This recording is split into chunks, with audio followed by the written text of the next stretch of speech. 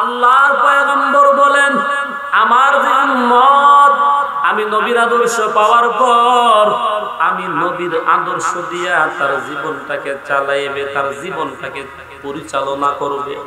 আল্লাহর পয়গম্বর বলেন, আমি নবী কাল কিয়ামতের ময়দানে উম্মতকে না নিয়া জান্নাতে ঢুকবো না। এজন্য আমি বলবো, তুমি খ্রিস্টানের আদর্শ মানো, কোনো বাধা নাই। তুমি নবীর আদর্শ মানবা, কোনো বাধা নাই। তুমি বুদ্ধর আদর্শ মানবা, কোনো বাধা নাই। তোমার হিসাব তুমি দিবা, তোমার কবরে আমি যাব না, তোমার কবরে তুমি যাইবা। নবীর উম্মতের দল, এজন্য ভালো রকম বুঝবা। আল্লাহর পয়গম্বর বলেন, মান তাশাব্বাহা বিকওমিন ফাহুয়া মিনহুম। আল্লাহর পয়গম্বর বলেন, যে উম্মতের আদর্শ আমি নবীর আদর্শের সাথে মিল হবে, এই উম্মত আমি নবীর সাথে জান্নাতের মেহমান। শাফিউল উমাম হামারা নবী রোজ কিয়ামত, শাফিউল উমাম হামারা নবী রোজ কিয়ামত, शफाअत का रहेगा अल्लाह के पास गुनाहगार उम्मत, शफाअत का रहेगा अल्लाह के पास गुनाहगार उम्मत। ও নবীর উম্মত, নবীর আদর্শ মানার দরকার আছে না নাই? আমি অন্ধকার কবরে যাওয়ার পর আমার দুনিয়ার কোনো মানুষ আমার বন্ধু হবে না, একমাত্র আমার বন্ধু হবে আমার আল্লাহ, একমাত্র বন্ধু হবে আমার পয়গম্বর, আর কেউ আমার বন্ধু হবে না। তুমি যখন নবীর আদর্শ মাইনা অন্ধকার কবরে তুমি যাইবা, পয়গম্বরের হাদিস বলেন, যখন তুমি নবীর আদর্শ লইয়া অন্ধকার কবরে তুমি যাইবা, হাদিসের মধ্যে প্রমাণ হয় আল্লাহর নবীকে দেখাইয়া দিবেন, ফেরেশতারা ডাকতে বলবে, ও বান্দা, ও আল্লাহর গোলাম। অনেকগুলা নবীকে দাঁড়া করার পর ডাকতে বলবে, চিনো কিনা বলো, কোনটা তোমার পয়গম্বর, কোনটা তোমার নবী ছিল? আল্লাহর পয়গম্বরও এখানে থাকবেন, অনেক পয়গম্বর থাকবেন।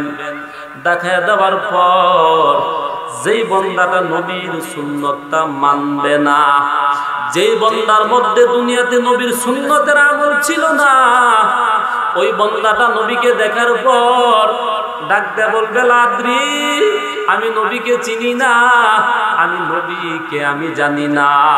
ফেরেশতারা ডাকতে বলবে, ওরে নাফরমান, ও নাফরমান, তোমার চাইতে বড় নাফরমান কেউ নাই। যে নবীর জন্য আল্লাহ পাক রব্বুল আলামিন জান্নাত বানাইলো, যে নবীর জন্য আল্লাহ পাক তামাম দুনিয়া বানাইছে, ওই নবীকে চিনতে পারলে না রে নাফরমান, তোর চাইতে বড় নাফরমান কেউ নাই। তখন কবরের মধ্যে আযাব শুরু হয়ে যাবে নবীর উম্মত। এজন্য ভালো করে জবাব দাও, নবীর আদর্শ মাইনা অন্ধকার কবরে যাবার দরকার আছে না নাই? মকবুল তো হ্যায় সাজহ কাবিল তো বহুত হ্যায়, मकबूल तो है शाज़ह काबिल तो बहुत है, आईना के मानंदे तो नहीं दिल तो बहुत है, आईना के मानंदे तो नहीं दिल तो बहुत है। तौफीक से होती है ये नेमत की खजीना, हर मर्द की ताकत किया है निशाना। आए बंदे खुदा चाहूँगा की मुलाकात, आए बंदे खुदा चाहूँगा की मुलाकात, जल्दी से अबैते सुना हज़रत की नसीहत, जल्दी से अबैते सुना हज़रत की नसीहत। এ দুনিয়া মিছে বলে ভাই শুধু আসার খেলা ঘর, চোখ বুঝিলে দেখবি রে মনকে আপন আর কি বা পর। কোথা থেকে আগমন কোথা যেতে হবে রে, কে আনিল কি কারণে জানা নাই ববেতে। মরণ থেকে যতই পালাও মরণ তোমায় লইবে গিরি, যদিও সুদূর আকাশ পড়ে লুকাও সেটাই তোমায় লাগিয়ে সিঁড়ি। আইনা মা তাকুনু ইউদরিকুমুল মাউত ওয়ালাউ কুনতুম ফি বুরুজিন মুশাইয়াদা। আলহামদুলিল্লাহ, অধ্যকার আয়োজিত রহমতি বরকতি মাহফিলের অত্যন্ত শ্রদ্ধেভাজন সদরে মাহতারম, জাতির মাতার মুকুট, জাতির কর্ণধার হযরত উলামায়ে কেরাম, মুরব্বিয়ানে আওয়াম, আল্লাহ পাক রব্বুল আলামিনের দরবারে লক্ষ কোটি শুকর সুজুদ যে আল্লাহ পাক রব্বুল আলামিন অত্যন্ত দয়া ও মায়া করে ভালোবেসে 10 মায়ের 10 সন্তানকে আপন হয়ে কোরআন ও হাদিসের আলোচনা শোনার জন্য, বলার জন্য তৌফিকটুকু দান করছেন। এজন্য মহাব্বতে বলি আলহামদুলিল্লাহ। লক্ষ কোটি কোটি দরুদ ও সালাম বিশ্ব মানবতার কান্দারি, শাফিউল মুসলিমিন, খাতামুন নবিয়্যিন, ইমামুল মুরসালিন, সাইয়্যিদুল মুরসালিন, সাইয়্যিদুস সাকালাইন, শাফিয়ে আযম, রাসূল আকরাম, নবিয়্যুল আরবি ওয়াল আজম, মদিনাতুর রাসূল, পয়গম্বর আরবি সাল্লাল্লাহু আলাইহি ওয়াসাল্লামের উপর আমি আপনাদের সম্মুখে পবিত্র কোরআনে হাকিম থেকে একখানা আয়াতে কারিমা তিলাওয়াত করলাম। তিলাওয়াতকৃত আয়াত ও হাদিসকে সামনে রেখে অল্প কিছুক্ষণ সময় বুঝাবার উদ্দেশ্যে কিছু কথা বলার, আপনাদেরকে বুঝার উদ্দেশ্যে আমলের নিয়তে শ্রবণ করার জন্য আল্লাহ পাক কবুল করুন। মহাব্বতে বলি আমিন। ভাই, আল্লাহ পাক রব্বুল আলামিন আমাদেরকে বড় দয়া কইরা, বড় মায়া কইরা, মহাব্বত করিয়া আমাদেরকে দুনিয়াতে পাঠাইছেন। আল্লাহ পাকের কাছে কোনো দিন কোনো সময় আমরা দরখাস্ত করি নাই যে আল্লাহ তুমি আমাকে মানুষ বানাও। এই সাউন্ড কমান।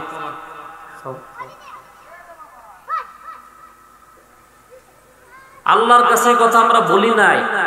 আল্লাহ পাক রব্বুল আলামিন বড় দয়া কইরা, মহাব্বত করিয়া আল্লাহ পাক আমাদেরকে মানুষ বানাইছেন। মানুষ বানাইবার পর আল্লাহ পাক শেষ নবী, শ্রেষ্ঠ নবী, আখিরি নবী, পয়গম্বর আরবি মুহাম্মদ সাল্লাল্লাহু আলাইহি ওয়াসাল্লামের উম্মত বানাইছেন। এজন্য সকলে আরেকবার কালিমাতুশ শুকর আদায় করে বলি আলহামদুলিল্লাহ। আর জোরে বলি আলহামদুলিল্লাহ, কারণ এটা শুকরিয়ার বিষয়। আমার মতো আপনার মতো কত মানুষ ইহুদি, খ্রিস্টান, বৌদ্ধ, নাসারার করে জন্ম হওয়ার পর মুসলমান হইতে চাইতেছে, কিন্তু বংশের কারণে পারতেছে না। ও মুসলমান হইলে ওকে বংশ বয়কট করবে, এজন্য পারতেছে না। এজন্য নিয়ামতের শুকর আদায়ার্থে আরেকবার মহাব্বতে আওয়াজ দিয়া বলেন তো আলহামদুলিল্লাহ। এটা শুকরিয়ার ব্যাপার। ভাই, আল্লাহ পাক এমন একজন নবীর উম্মত আল্লাহ পাক বানাইছেন, যে নবীকে না বানাইলে আল্লাহ কিছুই বানাইতেন না। আল্লাহ পাক নবীকে বানাইলেন তো তামাম দুনিয়া বানাইলেন। হাদিস শরীফে আসছে লাউলা কালামা খালাকতুল আফলাক। ফলক বলা হয় আসমান জমিনের মধ্যে যা আছে, আমি আল্লাহ আমার নবীকে না বানাইলে কিছুই বানাইতেন না। সেই নবীর উম্মত আমরা। তাহলে নবীকে কেমন চিনা আমরা চিনলাম? নবীর সুন্নত নাই, নবীর আদর্শ আমার ভিতরে নাই। আমি নবীর আদর্শের চাইতে অনেক দূরে চলে গেছি। আমি মুসলমান দাবি করি, কিন্তু মুসলমানিত্ব বলতে কিছুই আমার ভিতরে নাই। আমার চলাফেরা আকলাক চেহারা দেখলে মনে হয় আমি সবচাইতে বড় নবীর দুশমন। ভাই, অল্প দিনের জিন্দেগি, এই জিন্দেগিটাকে সাজাইয়া অন্ধকার কবরে নবীর আদর্শ দিয়া সাজাইয়া যাইতে পারলে কামিয়াবি না হয় বেঈমানি। পয়গম্বর বলেন, আমার যে উম্মত আমি নবীর আদর্শ মতে চলবে, ওই উম্মত তার মরার সময় আল্লাহ পাক রব্বুল আলামিন কালিমাটা নসিব করবে। পয়গম্বর বলেন, হাদিসে আসছে, পয়গম্বর বলেন, মরার সময় যদি কাহারো জবান দিয়ে কালিমা নসিব হয় তাহলে তার জীবনটা কামিয়াব। আর যদি মরার সময় কালিমাটা নসিব না হয় তাহলে এটা তার জীবনের সবচেয়ে বড় ব্যর্থতা। ভাই, এজন্য নবীর আদর্শ দিয়া জীবনটাকে চালাইবার দরকার আছে না নাই? নবীর আদর্শ দিয়া জীবনটাকে চালাইতে হবে। যখন নবীর আদর্শ দিয়ে আমার প্রত্যেকটা ডিপার্টমেন্ট, প্রত্যেকটা জীবনের স্তরকে আমি পার করব, তখনই বরকত আল্লাহ পাক আমাকে দান করবে, আমি বরকত পাবো। আর না হয়তো আমি বরকত পাবো না। আমি আউলা জাউলা জীবন আর কয়দিন চালাইব? এই যে আমার জীবনটার দাম আছে, আমার জীবনটার দাম আছে, আমার জীবনটার একটা হিসাব আছে। এজন্য নবীর আদর্শে জীবনটাকে চালাতে হবে আপনাকে। যদি আপনি বলেন যে আমি কবরের আযাব সহ্য করতে পারবো না, জাহান্নামে থাকতে পারবো না, তাহলে অবশ্যই আপনাকে নবীর আদর্শ মানা লাগবে। নবীর আদর্শ মানার ব্যতীত আপনাকে চলা সম্ভবই না। আমি চিন্তা ভাবনা করে কিছুই পাই না, মানুষ এত দুনিয়ার জন্য কেন পাগল হয়েছে? কেন? কি পাইছে দুনিয়ার মধ্যে? কিছুই নাই। শেষ পর্যায়ে সর্বোচ্চ শেষ ফলাফল হলো দুনিয়া আপনাকে ধোঁকা দিবে। এই দুনিয়া আপনাকে ধোঁকা দিবে, আপনার ধোঁকা দিয়ে আপনার এই দুনিয়ার জীবনটাও বরবাদ হবে, পরকালও বরবাদ হবে। এই দুনিয়ার জন্য যারাই দৌড়াইছে কেউ শান্তিতে ছিল না। আল্লাহ পাক বলছেন, যারা আমার জিকির থেকে গাফেল হইয়া দুনিয়ার জন্য পাগল হয়ে যাবে, মাইশাতান দনকা, আল্লাহ তাআলা বলেন তার অন্তরকে সংকীর্ণ করে দিব, তার মনটাকে অস্থির অস্থির যে একটা ভাব, শান্তি পাবে না, শান্তি আসবে না। তো আল্লাহ পাক শান্তি দিবে না, চাইলে কোনো লাভ নাই। ভাই, একদিন আমাদেরকে দুনিয়া থেকে চইলা যাইতে হবে, দুনিয়া ছাইরা। যদি নবীর আদর্শটা না নিয়া নবীর আদর্শের উপর আল্লাহর হুকুমটাকে নবীর আদর্শ দিয়া যদি না মাইনা আমি মারা যাই, আমার জীবনটা জাহান্নামী জীবন, চুল পরিমাণ সন্দেহ নেই। আজকে আমরা নবীর উম্মত, নবীকে চিনতে পারলাম না। আবু জাহেলও চিনতে পারে নাই, আমরাও চিনতে পারলাম না। আবু জাহেল নবীর এত কাছে থাকার পরও নবীকে চিনতে পারলো না, অথচ আমরা নবীর উম্মত। মুলক ইয়ামান থেকে জামাত আসছেন, আইসা উনি মক্কার অলিতে গলিতে ঘুরেন আর বলতেছে, কাহারো কাছে কি জিনে ভূতে ধরা রোগী আছে, আমি ওদেরকে জারফুক কইরা।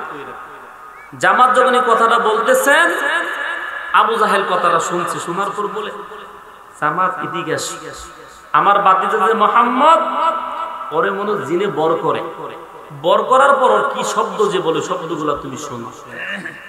জামাত আল্লাহর পয়গম্বরের কাছে নিয়ে গিয়া হলেন। আল্লাহর পয়গম্বরের কাছে নিয়ে যাওয়ার পর, আল্লাহর পয়গম্বরের চেহারা দেখার পর জামাত বলে না না, এত সুন্দর চেহারাওয়ালা মানুষটা জাদুঘর হইতে পারে না। জামাত বলে না, আমার জীবনে আমি কত মানুষ দেখলাম, এত সুন্দর চেহারাওয়ালা মানুষ আমার জীবনে আমি দেখি নাই। জামাত ডাক দেয়া বলে, আবু জাহেল, ও আবু জাহেল, মুহাম্মদ আরবীকে তুমি জাদুঘর বলছো, কিন্তু মুহাম্মদ আরবীর চেহারাটা দেখার পর মনে হয় উনি কোনো জাদুঘর না, উনি কোনো জাদুঘর হইতে পারে না। আল্লাহর পয়গম্বরের কাছে যাওয়ার পর জামাত বলে, ও পয়গম্বর, আমি কিন্তু আপনাকে জাদুঘর বলি নাই, নবী আমার, মেহেরবানি করে আমাকে বদদুয়া দিবেন না, আমার জন্য বদদুয়ার দোয়া করবেন না। আল্লাহ পাক রব্বুল আলামিন যাকে হেদায়েত দান করবেন তাকে আল্লাহ তাআলা বিআদবি থেকে বাঁচায় মাহরুম করে আল্লাহ পাক তাকে মুআদ্দিব বানায়া দিবে। মুআদ্দিব হওয়ার পর বান্দা হেদায়েত পাবে, কোনো সন্দেহ নাই। জামাত বলে, পয়গম্বর, আবু জাহেল বলছে আপনি নাকি জাদুঘর, আমি কিন্তু বলি নাই, নবী আমার, ও নবী আমার, আপনি আমার জন্য বদদুয়া করবেন না গো নবী আমার, আমি আপনাকে জাদুঘর বলি নাই পয়গম্বর। জামাত নবীকে ডাক দিয়ে বলেন, পয়গম্বর, কোন শব্দগুলা দ্বারা আপনি মানুষকে আপনার কাছে আকৃষ্ট করেন পয়গম্বর, ওই শব্দগুলো আমাকে শোনায়া দেন। আল্লাহর পয়গম্বর আউযু বিল্লাহ বিসমিল্লাহ পড়ার পর আল্লাহর পয়গম্বর জামাতকে আল্লাহর কোরআন থেকে এক দুইটা আয়াত শোনায়া দিলেন।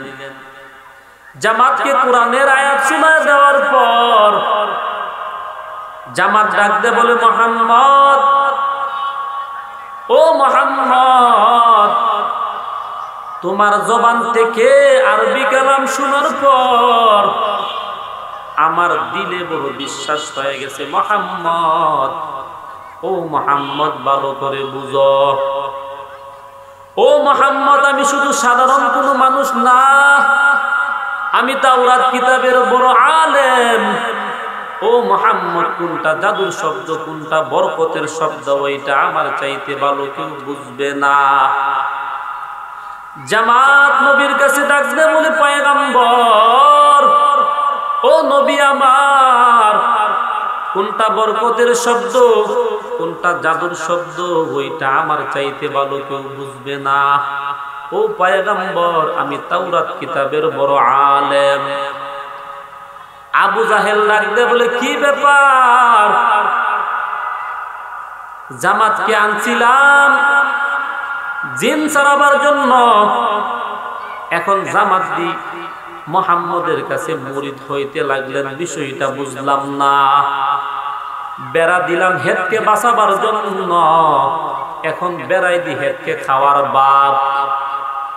আবু জাহেল ডাক দে বলে, ও জামাত, বিষয়টা কি বুঝলাম না, তুমি মুহাম্মদ আমিনের সাথে এমন ভাবে কেন কথা বলো, বিষয়টা বুঝলাম না। জামাতকে ডাক দে বলেন, জামাত ডাক দে বলে, আবু জাহেল, এ তো সত্য নবী কাছে পাওয়ার পর তুমি নবীকে চিনো নাই। ওরে আবু জাহেল, তোমার মতো খারাপ, তোমার মতো কপাল মন্দ দুনিয়াতে আর মানুষ নাই। জামাত আল্লাহর নবীকে চিনতে পারলো।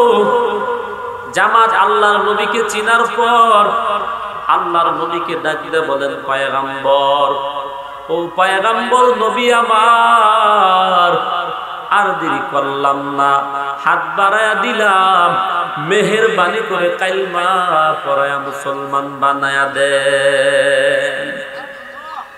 ও নবীর উম্মতের দল, আল্লাহর পয়গম্বরকে জামাত চিনতে পারছে। নবীর উম্মত, আমরাও তো নবীর উম্মত, কিন্তু নবীকে আজ পর্যন্ত আমরা চিনতে পারলাম না। আমার সন্তানও নবীকে চিনতে পারে নাই, আমার বিবিও তো নবীকে চিনতে পারে নাই। ও নবীর উম্মত, ও মুসলমান ইমানদার, আমার বড় দুঃখ হয়, আমরা তো মুসলমান, আমরা মুসলমান হওয়ার পর নবীকে আজ পর্যন্ত আমরা চিনতে পারলাম না, নবীর আদর্শ মানতে পারলাম না। আল্লাহর পয়গম্বর বলেন, আমার যে উম্মত, আমি নবীর আদর্শ পাওয়ার পর আমি নবীর আদর্শ দিয়া তার জীবনটাকে চালাইবে, তার জীবনটাকে পরিচালনা করবে। আল্লাহর পয়গম্বর বলেন, আমি নবী কাল কিয়ামতের ময়দানে উম্মতকে না নিয়া জান্নাতে ঢুকব না। এজন্য আমি বলবো, তুমি খ্রিস্টানের আদর্শ মানো, কোনো বাধা নাই। এ তুমি নবীর আদর্শ মানবা, কোনো বাধা নাই। এ তুমি বুদ্ধর আদর্শ মানবা, কোনো বাধা নাই। তোমার হিসাব তুমি দিবা, তোমার কবরে আমি যাব না, তোমার কবরে তুমি যাইবা। এ নবীর উম্মতের দল, এজন্য ভালো রকম বুঝবা। আল্লাহর পয়গম্বর বলেন, মান তাশাব্বাহা বিকওমিন ফাহুয়া মিনহুম। আল্লাহর পয়গম্বর বলেন, আও কামা ক্বালান নবী আলাইহিস সালাতু ওয়াস সালাম, যে উম্মতের আদর্শ আমি নবীর আদর্শের সাথে মিল হবে, এই উম্মত আমি নবীর সাথে জান্নাতের মেহমান। শাফিউল উমাম হামারা নবী রোজ কিয়ামত, শাফিউল উমাম হামারা নবী রোজ কিয়ামত, शफाअत का रहेगा अल्लाह के पास गुनाहगार उम्मत, शफाअत का रहेगा अल्लाह के पास गुनाहगार उम्मत। ও নবীর উম্মত, নবীর আদর্শ মানার দরকার আছে না নাই? এই আমি অন্ধকার কবরে যাওয়ার পর আমার দুনিয়ার কোনো মানুষ আমার বন্ধু হবে না, একমাত্র আমার বন্ধু হবে আমার আল্লাহ, একমাত্র বন্ধু হবে আমার পয়গম্বর, আর কেউ আমার বন্ধু হবে না। তুমি যখন নবীর আদর্শ মাইনা অন্ধকার কবরে তুমি যাইবা, পয়গম্বরের হাদিস বলেন, যখন তুমি নবীর আদর্শ লইয়া অন্ধকার কবরে তুমি যাইবা, হাদিসের মধ্যে প্রমাণ হয়, মান হাজার রাজুল আল্লাযী বুইসা ফীকুম, আল্লাহর নবীকে দেখায়া দিবেন, ফেরেশতারা ডাকতে বলবে, ও বান্দা, ও আল্লাহর গোলাম, অনেকগুলা নবীকে দাঁড়া করার পর ডাকতে বলবে, চিনো কিনা বলো, কোনটা তোমার পয়গম্বর, কোনটা তোমার নবী ছিল? আল্লাহর পয়গম্বরও এখানে থাকবেন, অনেক পয়গম্বর থাকবেন। দেখায় দেওয়ার পর যেই বান্দাটা নবীর সুন্নতটা মানবে না, যেই বান্দার মধ্যে দুনিয়াতে নবীর সুন্নতের আমল ছিল না, ওই বান্দাটা নবীকে দেখার পর ডাকতে বলবে, লাদ্রি, আমি নবীকে চিনি না, আমি নবীকে আমি জানি না। ফেরেশতারা ডাকতে বলবে, ওরে নাফরমান, ও নাফরমান, তোমার চাইতে বড় নাফরমান কেউ নাই। যে নবীর জন্য আল্লাহ পাক রব্বুল আলামিন জান্নাত বানাইলো, যে নবীর জন্য আল্লাহ পাক তামাম দুনিয়া বানাইছে, ওই নবীকে চিনতে পারলে না রে নাফরমান, তোর চাইতে বড় নাফরমান কেউ নাই। তখন কবরের মধ্যে আযাব শুরু হয়ে যাবে নবীর উম্মত। এজন্য ভালো করে জবাব দাও, নবীর আদর্শ মাইনা অন্ধকার কবরে যাওয়ার দরকার আছে না নাই? যার যার ব্যক্তিগত বিষয়, আমাদের দায়িত্ব হলো বলা, নবীর আদর্শ না নিয়ে অন্ধকার কবরে যাওয়ার কোনো সুযোগ নাই। ভাই সোজা কথা বুঝেন, আপনার আদর্শটা যদি নবীর আদর্শের সাথে মিল হয় তাহলে আপনি জান্নাতে যাবেন। যদি আপনার আদর্শটা আর্জেন্টিনার, ব্রাজিল, আরো বিভিন্ন রাষ্ট্র আছে, আরো বিভিন্ন ধর্ম আছে, ওই ধর্মের সাথে যদি মিল হয় আপনি ওদের সাথে জাহান্নামে থাকবেন। ক্লিয়ার কথা, ব্যাখ্যা করা বোঝাবার মতো কিছু না এখানে। তাহলে আপনি যে একজন মুসলমান দাবি করতেছেন, আপনি যে নবীর উম্মত দাবি করতেছেন, সাফার জুড়ে দাবি করতে পারবেন, এটা আমি মানি। অন্ধকার কবরে কোনো কাহারও চাপা চলবে না, আমলই হবে তার প্রমাণ। যখন আপনার মাঝে নবীর সুন্নতের আমলটা থাকবে তখন আপনার সাথে ভালো ব্যবহার করা হবে। যখন আপনার মাঝে সুন্নতের আমলটা না থাকবে তাহলেই আপনার সাথে যেই ব্যবহার হওয়া দরকার ছিল সেই ব্যবহারটাই আপনার সাথে হবে। নবীর মতো রহমতুল্লাহ নবী আর কেউ নাই, আল্লাহর নবীর মতো মায়ার নবী কেউ নাই। একদিন এক ইহুদি একটি হরিণকে বাইন্দা রাখছে। হরিণ নবীকে দেখার পর, রহমতের নবীকে দেখার পর ডাক দিয়ে বলে, পয়গম্বর, আমার দুইটা দুধের সন্তান আছে, আমাকে ইহুদি এই জায়গায় বাইন্দা রাখছে পয়গম্বর। পয়গম্বর একটু ইহুদির কাছে বইলা আমাকে ছাইরা দেন, আমার দুইটা দুধের সন্তান 3 দিন ধরে আজকে দুধ পান করে না, উপাস হয়ে আছে। পয়গম্বরকে রিকোয়েস্ট করার পর আল্লাহর পয়গম্বর তো রহমতের নবী, আল্লাহর পয়গম্বর হরিণের কথা শোনার পর ইহুদির কাছে গেলেন। রুমি রহমাতুল্লাহ আলাইহি লেখছেন ঘটনাটা। আল্লাহর পয়গম্বর হরিণের কথা শোনার পর আল্লাহর পয়গম্বর ইহুদির বাড়িতে গেল। ইহুদির বাড়িতে যাওয়ার পর ইহুদিকে ডাক দিয়ে বলেন, এই ইহুদি ভাই, হরিণটাকে কি একবারের জন্য ছাইরা দেওয়া যায়? হরিণটা যাবে আর দুধ পান করবে আর চলে আসবে। আল্লাহর পয়গম্বর বলার পর ইহুদি ডাক দিয়ে বলে, ও মুহাম্মদ, তোমার মতো পাগল দুনিয়াতে কেউ নাই যে হরিণ জঙ্গলের হরিণ, জঙ্গলার হরিণ ছাড়লে আর ফিরে আসবে না। ও মুহাম্মদ, আমরা এখন বুঝার মতো বুঝলাম। ও মুহাম্মদ, তুমি যে কত বড় পাগল। আল্লাহর পয়গম্বরকে পাগল বলতে লাগলো। আল্লাহর পয়গম্বর বলে, ইহুদি ভালো করে শোনো, এই হরিণটা দুইটা দুধের সন্তান আছে, ওই সন্তানগুলাকে দুধ পান করাইবার পর, ওই সন্তানগুলাকে দুধ পান করাইবার পর এরপরে চলে আসবেন। আল্লাহর পয়গম্বর বলে, না না, আমি হরিণটাকে ছাড়তে পারবো না। ও নবীর উম্মতের দল, আল্লাহর পয়গম্বরের কথা শোনার পর ইহুদি রাজি হয় না। আল্লাহর পয়গম্বর ডাক দিয়ে বলে, ইহুদি, এই হরিণটাকে ছাড়ার পর, হরিণটাকে তো তুমি শিকার করছো জবাই করার জন্য। এ ইহুদি, হরিণের জায়গার মধ্যে আমাকে বাইন্দা রাখবা আর হরিণটাকে কিছুক্ষণের জন্য সময় দিয়ে আমি ছাইরা দিব। যদি ঠিক টাইমে হরিণটা না হাজির হয়, আমি রাহমাতুল লিল আলামিনের গলার মধ্যে ছুরি লাগায়া দিও।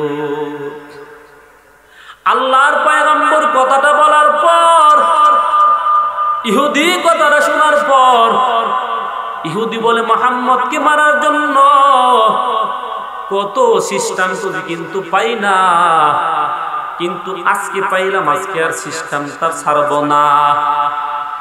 আল্লাহর পয়গম্বরের প্রস্তাবে ইহুদি রাজি হয়ে গেল। ইহুদি ডাক দিয়ে বলে, ও মুহাম্মদ, ঠিক টাইমে না আসলে কিন্তু তোমার গলার মধ্যে ছুরি লাগবে। আল্লাহর পয়গম্বর হরিণটাকে ছাইরা দিল আর ডাক দিয়ে বলে, হরিণ রে, যাও যাও, কিছুক্ষণের জন্য সন্তানগুলাকে দুধ পান করাইয়া এরপরে চলে আসবা। আর ভালো করে শুনিয়া লও, যদি ঠিক টাইমে তুমি হাজির না হও, আমি নবীর গলার মধ্যে ছুরি লাইগা যাবে। এই হরিণ তাড়াতাড়ি যাও। হরিণটাকে পয়গম্বর কথাটা বইলা বিদায় হয়ে গেলেন। হরিণটা বাচ্চাদের কাছে যাওয়ার পর বাচ্চাদেরকে ডাক দেয়, বলে তাড়াতাড়ি দুধ পান কর। রহমাতুল্লিল আলামিনকে জিম্মাদার বানাইয়া এরপরে চলে আসলাম। তাড়াতাড়ি দুধ পান কর। সন্তানটা ডাক দেয়া বলে, ও মা, 3 দিন ধরে খানা খাই না গো মা, 3 দিন ধরে দুধ পান করি না গো মা। ও মা, আরো প্রয়োজন হলে আরো 3 দিন না আরো 10 দিন পর্যন্ত দুধ পান করব না। তাড়াতাড়ি নবীর কাছে নিয়ে চলো, যে নবীর জন্য আল্লাহ পাক জান্নাত বানাইছে, যে নবীর জন্য আমার আল্লাহ জাহান্নাম বানাইছে, যে নবীর জন্য আল্লাহ আসমান বানাইছে। ও মা, তাড়াতাড়ি নিয়ে চলো, ওই নবীর কাছে যাব, দুধ পান করব না। মা বাচ্চাদেরকে সাথে নিয়া মা নবীর কাছে গিয়া হাজির হয়ে গেলেন। ইহুদি আশ্চর্য হয়ে গেলেন, কি ব্যাপার? একটা হরিণ ছাইরা দেওয়ার পর এখন হরিণ আরো 2টা চলে আসছে, বিষয়টা বুঝলাম না। ইহুদি আশ্চর্য হয়ে বলে, মুহাম্মদ, ও মুহাম্মদ, বিষয়টা বুঝলাম না। আল্লাহর পয়গম্বর বলে, ইহুদি জানবা না, ও ইহুদি তুমি বুঝবা না। এই হরিণটা আমার কাছে মাথা নাড়ায়, কি বলে তুমি শুনতে চাও? বলে বলেন। আল্লাহর পয়গম্বর বলেন, হরিণটা বলতেছে ওর দুধের বাচ্চা গুলা দুধ পান করে নাই। ডাকতে বলে, পয়গম্বর, আপনার গলায় ছুরি লাগাইয়া আমার মা আমাকে দুধ পান করাইবার জন্য পয়গম্বর চলে গেছে। ও পয়গম্বর, মাপ চাই, আমার মাকে আপনি মাফ করে দিবেন। আপনাকে দেখলাম তো আমাদের দিলে আর কোনো ব্যথা নাই। এখন যদি ইহুদি আমাদেরকে জব করে ফেলে, আমাদের কোনো বাধা নাই। ও পয়গম্বর, আমাদের কোনো নিষেধ নাই। ও পয়গম্বর, ইহুদিকে বলেন আমাদেরকে জবাই করার জন্য, আর আপনি নবীকে ছাইরা দেওয়ার জন্য। ও নবীর উম্মতের দল, কেমন নবীর উম্মত হইলাম যে নবীকে জঙ্গলের হিংস্র প্রাণীরা পর্যন্ত চিনছি। আল্লাহর নবী একবার রওনা হয়ে গেছে, জঙ্গল দিয়ে পয়গম্বর চলতেছে। পয়গম্বরকে দেখার পর জঙ্গলের আশপাশ থেকে সালামের জবাব শোনা যায়। সাহাবায়ে কেরামকে ডাকতে বলে, ও পয়গম্বর, মানুষ তো আমরা দেখতে পাই না, ও নবী আপনাকে কে সালাম দিতেছে? বিষয়টা বুঝলাম না। আল্লাহর পয়গম্বর ডাকতে বলেন, ও সাহাবায়ে কেরামের দল, আমি নবীর আগমন শুনিয়া জঙ্গলার বাঘ আমাকে সালাম দিতেছে। ও সাহাবায়ে কেরাম, ভালো করে জানিয়া লও, আমি শুধু মানুষের নবী নয়, আমি জঙ্গলার হিংস্র প্রাণী বাঘ ভাল্লুকের নবী। ইমামুল আউয়ালিন ওয়াল আখিরিন, নূরে আলম, রাহমাতাল লিল আলামিন। হরিণটা নবীর কাছে চলে আসছেন। ইহুদি নবীর এই অলৌকিক ঘটনাটা দেখার পরে ইহুদি নবীকে চিনার মতো চিনতে পারছে। ইহুদি নবীর কাছে কালিমা পড়ে মুসলমান হয়ে গেছে। এই জন্য নবীর উম্মত আমাদের নবীর আদর্শ মতো চলার দরকার আছে না নাই? আমরা যখন আমাদের জীবনটা আল্লাহর নবীর আদর্শে চালাইবো, আমার বিবির জীবনটা যখন নবীর আদর্শে চালাইবো, ও নবীর উম্মত একটা কথা ভালো করিয়া বুঝিয়া লও, যখন আমার জীবনটা নবীর আদর্শে চলবে, আমার কোনো দুনিয়া দুনিয়াতে বই নাই, আমার পরকালেও কোনো বই নাই। কারণ কি আমার জীবন আমি নবীর আদর্শে চালাইছি, এজন্য আমার কোনো বই নাই, এজন্য আমার কোনো চিন্তা নাই। এজন্য জীবনটাকে নবীর আদর্শে চালাইয়া মরণ করার দরকার আছে না নাই? ও নবীর উম্মতের দল, শেষ একটা কথা বলি, যখন আপনি নবীর আদর্শ মাইনা চলবেন না, বাহ্যিক বিষয়টা বলি, দুনিয়া তো আপনি শান্তি পাবেন না, এই দুনিয়া তো শান্তি পাবেন না। এই দুনিয়া তো যদি শান্তির জীবন চান, নবীর আদর্শের বিকল্প কোনো রাস্তা নাই। নবীর আদর্শ মানতেই হবে আপনার। নবীর আদর্শ যখন আপনি মানবেন, তখন আপনার জীবনটার ভিতরে বরকত দান করবেন আল্লাহ, রহমত দান করবেন আল্লাহ। যখন আপনার জীবনটার মধ্যে বরকত হবে, রহমত হবে, তখন আপনার জীবনটা সুন্দর একটা আমলওয়ালা জীবন যখন হবে, তখন আপনার জীবনটা শান্তির কোনো অভাব থাকবে না। এই জীবনে শান্তির শুধু অভাব। অনেক ধর্মের মানুষ আছে, সকলেই শান্তি চাই। শান্তি যদি কেউ মানতে চাই, তাহলে নবীর আদর্শ দিয়া আমরা আমাদের জীবনটাকে চালাইবার দরকার আছে না নাই? যেই কথাগুলো বললাম, আল্লাহ পাক আমাকে এবং আপনাদেরকে কবুল করুন। আমি অসুস্থ, আমার জন্য দোয়া করবেন, গলায় প্রবলেম, আল্লাহ পাক কবুল করুন। ওমা আলাইনা ইল্লাল বালাগ। আসসালামু আলাইকুম ওয়া রাহমাতুল্লাহি ওয়া বারাকাতুহু। আলহামদুলিল্লাহ, সুপ্রিয় উপস্থিতি, আমরা এতক্ষণ যাবৎ কোরআন ও হাদিসের আলোকে অত্যন্ত গুরুত্বপূর্ণ আলোচনা আমরা শুনলাম। বিশিষ্ট আলেম দ্বীন, বিশিষ্ট ইসলামী চিন্তাবিদ হযরত মাওলানা সিদ্দিক রহমান সিদ্দিকী হাফিজাহুল্লাহর কাছ থেকে দোয়া করি আল্লাহ পাক রব্বুল আলামিন যেন হযরতের ইলম, আমল এবং হায়াতের মধ্যে আল্লাহ যেন বারাকা বাড়িয়ে দেন। সজীবে বলেন আমিন। সুপ্রিয় উপস্থিতি, ইনশাআল্লাহ অল্পক্ষণের মধ্যেই মুয়াজ্জিনের সুমধুর কণ্ঠে উচ্চারিত হবে মাগরিবের আযান। সবার প্রতি সবিনয় অনুরোধ করব, আমরা প্রত্যেকে ওযু করে মাগরিবের নামাজের প্রস্তুতি আমরা গ্রহণ করি। ইনশাআল্লাহ আমাদের প্যান্ডেলের ভিতরে মাগরিবের নামাজ অনুষ্ঠিত হবে। আমাদের পাশেই ওযু করার সুন্দর ব্যবস্থা করা হয়েছে। মাহফিল ইন্তেজামী কমিটির পক্ষ থেকে ওযুর ব্যবস্থা করা হয়েছে। আমরা প্রত্যেকে ওযু করে সুন্দর সুশৃঙ্খলভাবে প্যান্ডেলের ভিতরে বসে পড়ব ইনশাআল্লাহ। মাগরিবের নামাজের পর পরেই গুরুত্বপূর্ণ বয়ান পেশ করবেন সময়ের আল্লাহর সৃষ্টিকারী বক্তা, তরুণ ইসলামী চিন্তাবিদ, তরুণ দাঈ ইলাল্লাহ, প্রখ্যাত মুফাসসিরে কুরআন হযরত মাওলানা মুফতি সালমান আহমদ আখতারী হাফিজাহুল্লাহ তাআলা।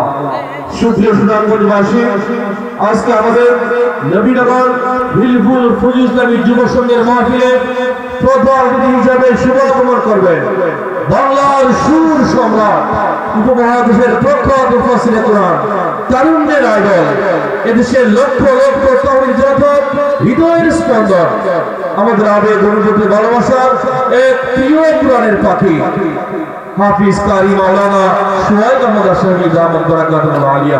আজান হয়ে যাবে।